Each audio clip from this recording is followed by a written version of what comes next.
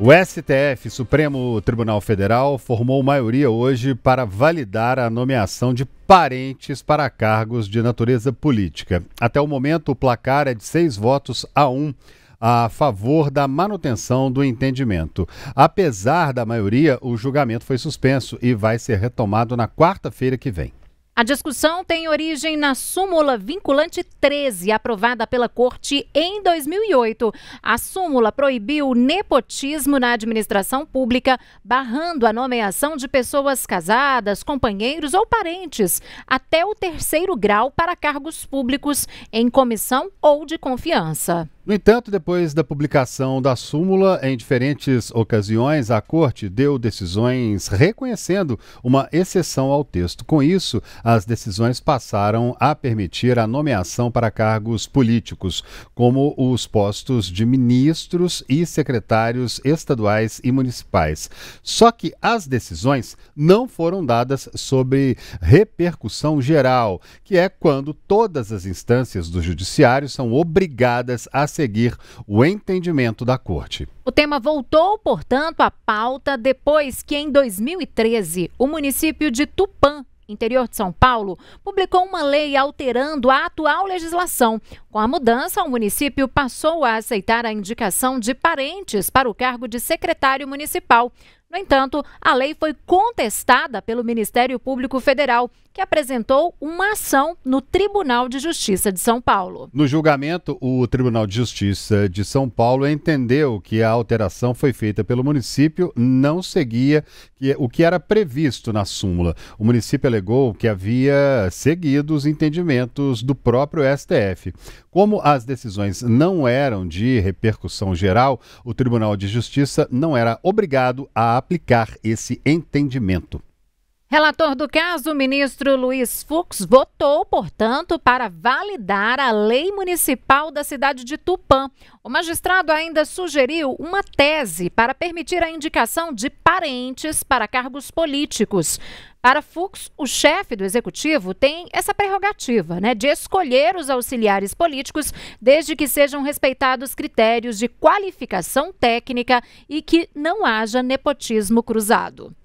Assim é que a nomeação de agente para exercício de cargo superior na administração pública em qualquer nível, que tenha como móvel o favorecimento de parente ou cônjuge, não pode se valer da chancela da confiança como forma de relegar o imperativo republicano. Tampouco de aferição da aptidão técnica e moral para o exercício do respectivo cargo político, sob pena também de violação dos princípios da moralidade e da impessoalidade encartados no artigo 37. Então, aqui, a mensagem do Supremo é que a regra é a possibilidade e a exceção a impossibilidade. Ou seja, também não é uma carta de alforria para nomear quem quer que seja, se houver inaptidão técnica, fraude à lei ou nepotismo cruzado. Por esses fundamentos, senhor presidente, como se trata de uma questão abstrata, não se trata de verificar se esse agente era parente ou não era parente, aqui é a lei em geral, eu estou dando provimento ao recurso para reformar o acordo recorrido, que é a questão unicamente de direito, e declarar a constitucionalidade da expressão exceto para o cargo de agente político da Secretaria Municipal, constante dos artigos 1º e 2º da Lei 3.809, de 4 de junho de 1999, do município de Tupã. Por conseguinte, senhor presidente, eu estou fixando a tese, estou sugerindo a tese, mas parece que os colegas têm mais um adendo a fazer, que eu não consegui chegar a tempo. Vossa Excelência, eu vou... Vossa Excelência me mandou. Obrigado. Eu fixo a seguinte tese de repercussão geral, sujeita ao debate dos colegas.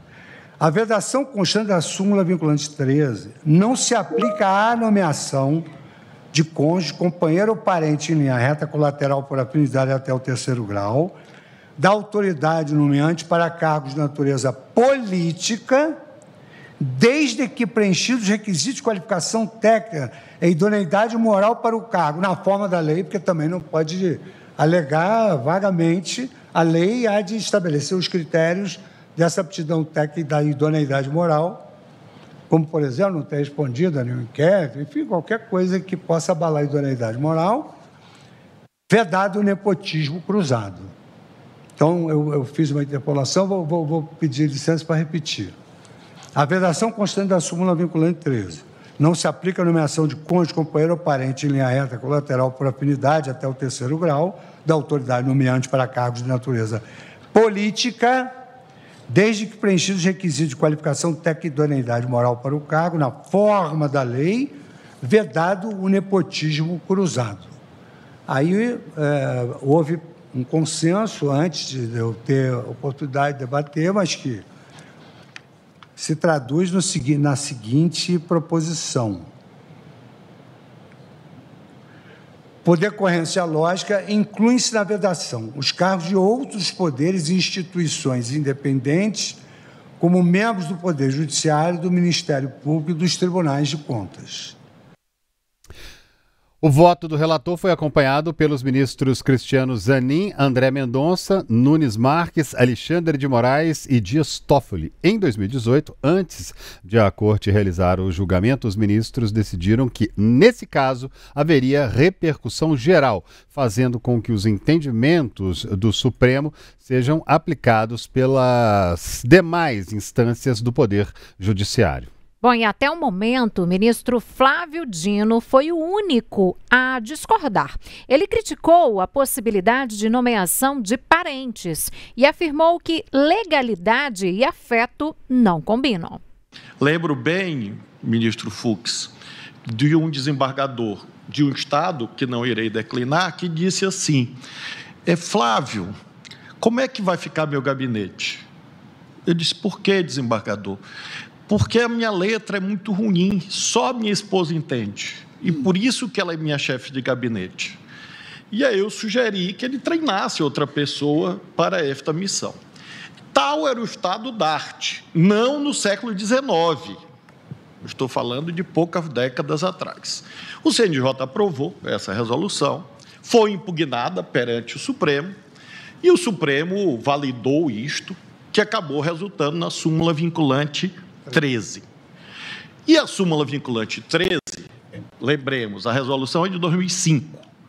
O Supremo julga em 2008. A súmula vinculante 13 não contém exceção relativa a cargos de natureza política. Lembremos disto. Logo em seguida, houve este debate sobre cargo político, com os contornos já fixados tanto pelo relator quanto agora pela ministra Carmen e pelo ministro Alexandre. E o tribunal entendeu por bem de criar uma exceção, que era esta dos cargos políticos. Depois se deu conta, por isso que a experiência de vida é decisiva para o conhecimento, saber da experiência feito, dizia Camões, que as exceções estavam virando abusividade. E aí o tribunal, ao longo da sua jurisprudência, criou as exceções da exceção.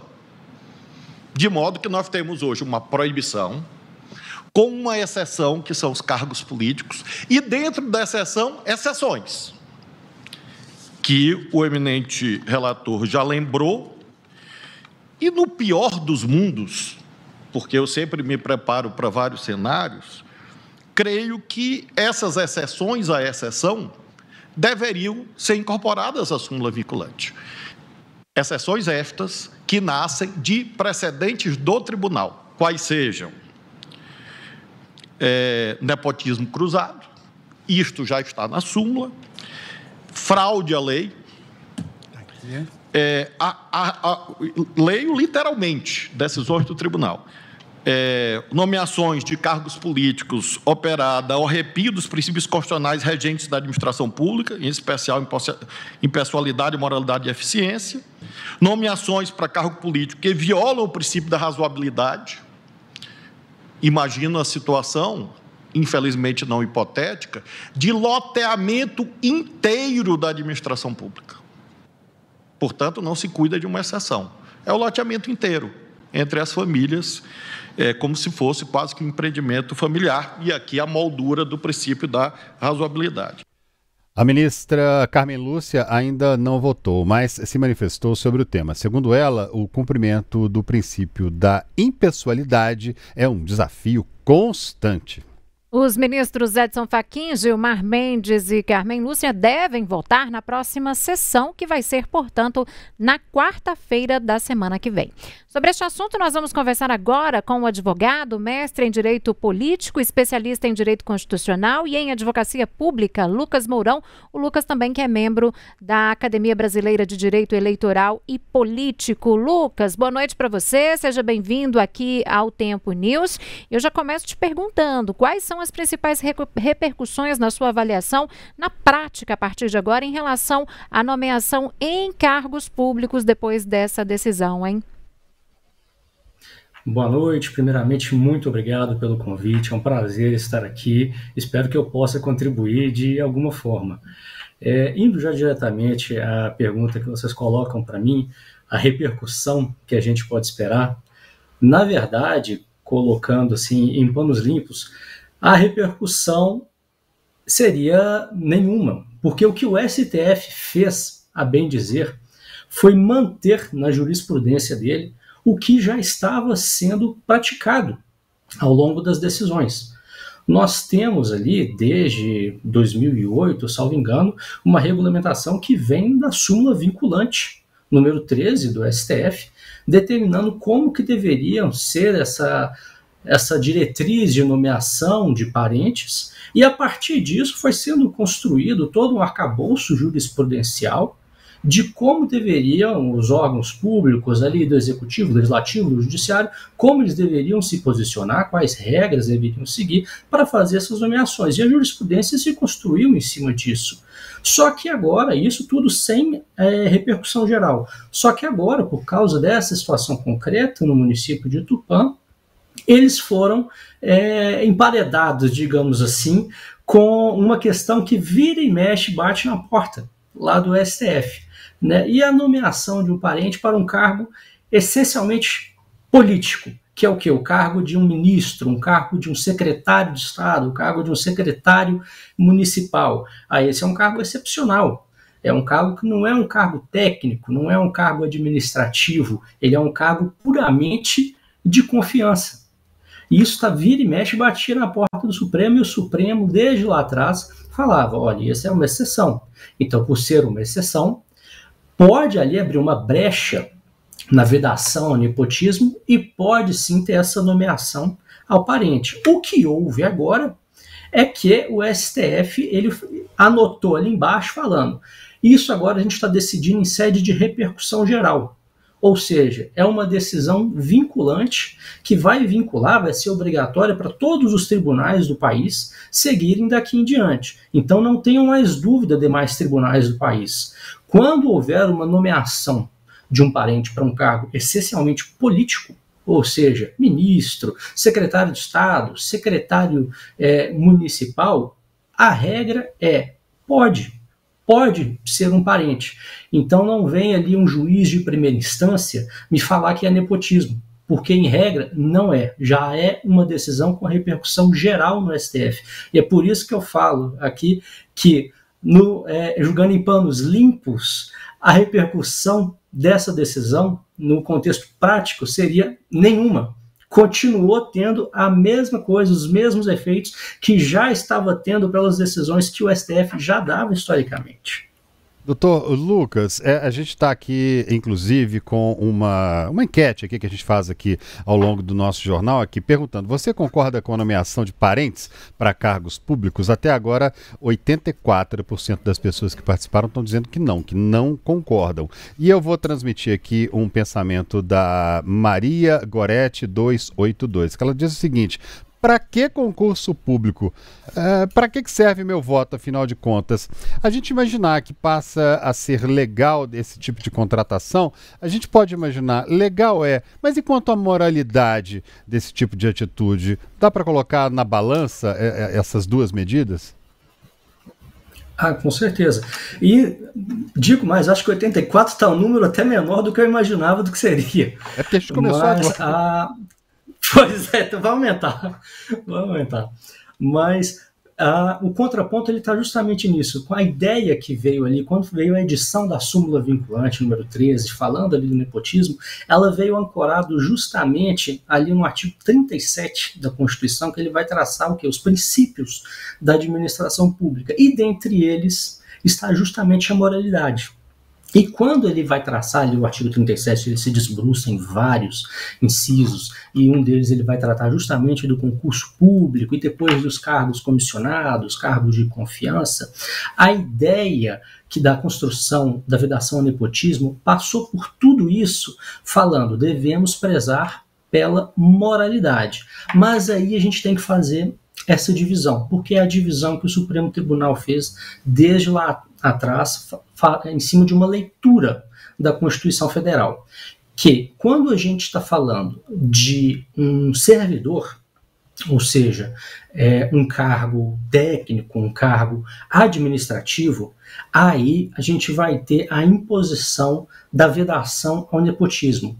E a construção das decisões do STF, elas vão se irradiando para tentar barrar o nepotismo em diversos lados. A gente vai vendo os casos concretos que eles foram julgando e eles vão realmente se espalhando assim. Então a gente tem, é proibido a autoridade nomeante nomear parente, é proibido a autoridade nomear alguém que seja parente de alguém que tenha um cargo comissionado e estejam ali, igual, por exemplo, digamos que o André é o prefeito da cidade e eu sou um coordenador ali da Secretaria de Saúde, sou um coordenador da Secretaria de Saúde.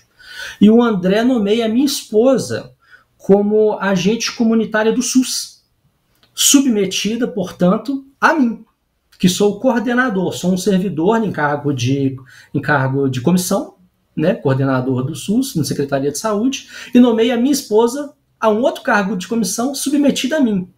Para o STF, isso também é nepotismo, e pega todo mundo. Um outro exemplo, indo mais além, digamos que a Síria é prefeita, e eu sou secretário de esportes. Aí o que eu faço? Eu, secretário de esportes, nomeio o marido da Síria como coordenador de alguma área dentro da Secretaria de Esportes. Ou seja, não foi a Síria quem nomeou. Fui eu, que estou debaixo dela, mas nomeei favorecendo um parente dela. Isso para o STF também é nepotismo. Mas eu estou pegando quem? Eu estou pegando aqueles servidores, pessoal do quadro técnico, do quadro administrativo. E aí entra também o que até os ministros falaram no voto, que é o nepotismo cruzado, que é aquele toma lá da cá, um ajuda o outro. Por exemplo, eu vou nomear o filho de quem? E quem vai nomear o filho meu? O prefeito que nomeia o filho do juiz para uma secretaria, mas o juiz que nomeia a esposa do prefeito para ser assessora. Entendem? Esse é o nepotismo cruzado, que também entra nessas vedações que o STF coloca. Mas todas elas estão ali abrangendo os servidores que estão em cargos comissionados técnicos, administrativos. E aí vai bater essa questão da moralidade, da impessoalidade e também da eficiência. Porque o que se busca cada vez mais e preferencialmente com o serviço público é a eficiência em detrimento da familiaridade e da pessoalidade. Agora, e é aí que a gente vai para o outro lado. Quando a gente está falando de cargos eminentemente políticos, que são ministros, secretários de Estado, secretários municipais, a Constituição, ela abre, redigido, abre essa exceção para que a livre. Isso está ali no artigo 84 da Constituição, que garante essa prerrogativa ao presidente da República. E por princípio da assimetria, essa garantia ela vai ali se estender, vai se refletir ao governador e ao prefeito. E essa é a leitura que o STF faz desde lá de trás. Se a Constituição permite que o político, o cargo político, esse primeiro escalão de ministro e de secretário seja nomeado diretamente por pessoa basicamente do círculo de confiança, ela sai dessa questão puramente que é analisada também por nepotismo dos quadros técnico-administrativos. Daí que a gente faz essa diferença. Essa indignação. Mas e a moralidade?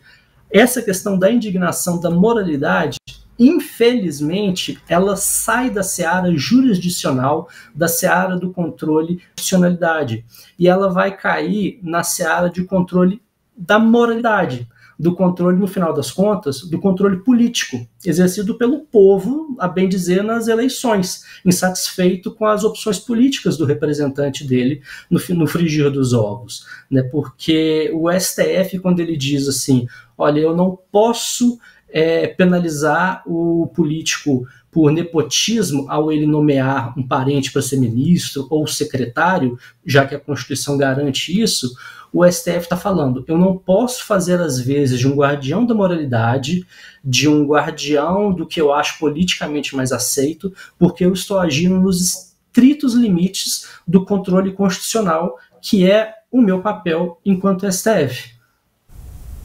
Olá, Lucas, boa noite. Eu queria continuar insistindo nessa questão da moralidade, posso até ser um pouco repetitiva, mas para a gente realmente aprofundar nessa questão, você diferenciou essa questão dos cargos públicos e dos cargos políticos e a diferença dessa aplicação da lei que fala sobre nepotismo nesses casos, com esse julgamento que acontece no Supremo, né, que a gente já tem maioria, mas você também falou ali sobre a questão da eficiência do serviço público. Como que a gente pode garantir a eficiência do serviço prestado, tendo em conta que esses cargos, ainda que sejam políticos, cargos de confiança, né, são cargos que impactam a população, que impactam o setor público como um todo. Como que a gente garante uma eficiência desses serviços que precisam chegar à população com esses cargos de confiança, sem a exigência necessariamente técnica para a ocupação dele? Como que a gente enfrenta essa questão? Pode ser um conflito de alguma forma, em algum grau? Ei, Luciane, tudo bem? Com certeza a gente entra em um conflito, né? Assim, sem entrar aqui no aspecto do nepotismo do servidor técnico, administrativo, porque ele realmente, nesse caso, ele vai enfrentar um quadro de nepotismo, mas a eficiência do quadro político, a gente vai cair realmente numa esfera a ser analisada, no final das contas, em juízo. E a gente vê muito isso nos casos que são submetidos ao judiciário. Principalmente quando a gente vai se aventurando pelos rincões, pelo interior do Brasil, a gente vai encontrando os cenários mais improváveis possíveis dos parentes sendo nomeados quando o parente não tem a menor aptidão técnica para aquela posição. Por isso que no voto do ministro Fux, ele faz essa ressalva, né, que a pessoa tenha essa aptidão técnica e a moralidade, ou seja, que ela não tenha nada nos registros dela contra ela. Agora, falar de aptidão técnica, assim como falar de moralidade, é uma zona cinzenta absurda. Porque o que seria aptidão técnica para a gente poder falar da eficiência? É a pessoa ter um diploma superior? Não, ter diploma superior não é requisito e não pode ser requisito para alguém ocupar um cargo político. Isso até é uma violação a princípio da igualdade, do livre acesso aos cargos políticos, né?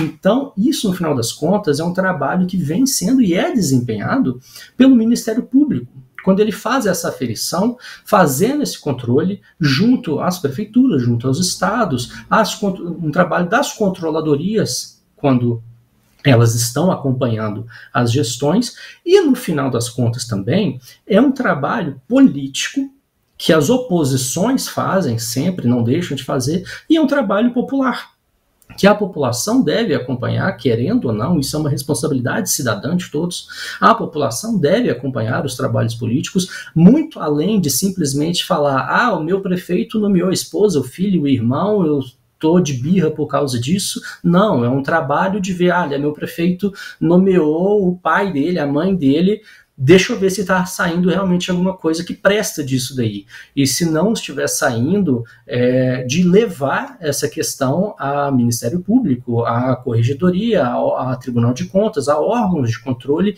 porque aí daí realmente vai sair medidas que podem resultar em penalidade. Até porque, desde 2021, o nepotismo passou a ser uma medida prevista, um tipo previsto de improbidade.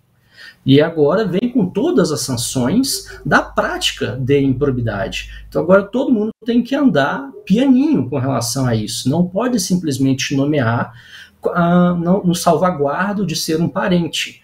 Caso não esteja ali comprovado, não demonstre que a pessoa tenha essa eficiência, tenha essa condição de preencher, ao menos minimamente, o papel que lhe é confiado, o agente público e aquele que foi nomeado podem acabar respondendo pela improbidade administrativa também.